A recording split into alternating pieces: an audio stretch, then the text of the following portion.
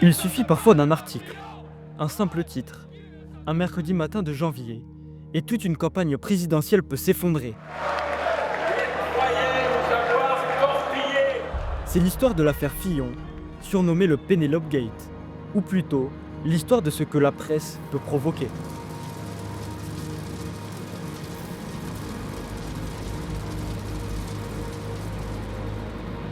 La victoire me revient. Et c'est une victoire de fond bâtie sur des convictions. Fin 2016, François Fillon vient de créer la surprise en remportant la primaire de la droite et du centre en incarnant le candidat de la probité. La presse de droite, de Valeurs Actuelles au Figaro, souligne son sérieux et sa crédibilité, alors qu'à gauche, la presse reste méfiante, mais sans disposer d'éléments concrets pour l'attaquer. Fillon est alors intouchable et rien ne laisse présager le séisme. Révélation du canard enchaîné. L'épouse du candidat avait été rémunérée au titre d'attaché parlementaire sans qu'il n'y ait trace de cette activité. Mercredi, 8h du matin, le canard enchaîné titre Les 600 000 € gagnés par Pénélope qui empoisonne Fillon. et lâche une bombe en révélant que Pénélope Fillon, l'épouse du candidat, aurait perçu plus de 500 000 € comme attachée parlementaire, sans preuve concrète d'un travail effectif.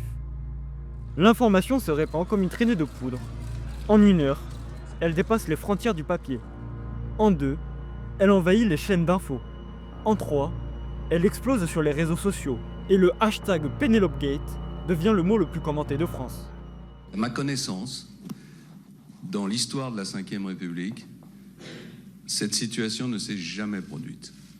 Jamais, à moins de 3 mois d'une élection présidentielle, une opération d'une telle ampleur et aussi professionnelle n'a été montée pour essayer d'éliminer un candidat autrement que par la voie démocratique.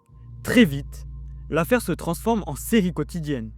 Chaque jour, un nouveau montant, un nouveau contrat, un nouveau témoignage. Les rédactions s'opposent. À gauche, on parle de transparence démocratique. À droite, on crie au lynchage médiatique. Même affaire, des visions opposées et un candidat pris en étau. Ça fait 2 mois que la presse déverse sur moi, sur ma famille, des torrents de boue.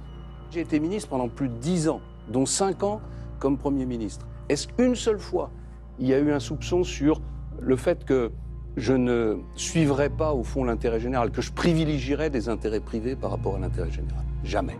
Sur les plateaux, les éditorialistes s'emballent. Sur le terrain, Fillon s'accroche. La politique s'efface, l'affaire envahit tout. Ils parlent d'entreprise de démolition. Les médias répondent, travail d'enquête. Allez-vous retirer votre candidature, oui ou non? La réponse est non. Est-ce que vous vous dites ce soir que, quelles que soient ces attaques, rien ne vous empêchera d'être candidat à la présidence de la République en avril et mai prochains? Non seulement je vous dis cela, mais je dis que ça me renforce. Donc oui, je serai candidat. On verra, madame, ce que diront les Français au moment de l'élection. Le 23 avril 2017, les Français tranchent.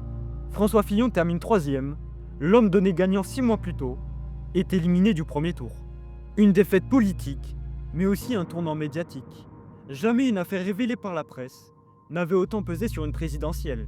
L'affaire Fillon est devenue un cas d'école, étudié dans les universités de journalisme, comme l'exemple d'une campagne bouleversée par une révélation médiatique. De quel droit vous me condamnez? C'est pas parce qu'un journal a décidé de m'accuser que je suis coupable, et moi je ne le suis pas. Le procès de l'ex-premier ministre François Fillon et de son épouse Pénélope pour des soupçons d'emploi fictif a débuté. Après l'élection, le feuilleton ne s'arrête pas. Les journaux suivent pas à pas la procédure judiciaire. Condamnation en 2022, confirmation en 2024 par la Cour de cassation. Et en 2025, l'affaire est juridiquement close. François Fillon est condamné en appel à 4 ans de prison avec sursis, 375 000 € d'amende et 5 ans d'inéligibilité. Il ne sert à rien de parler d'autorité quand on n'est pas soi-même irréprochable.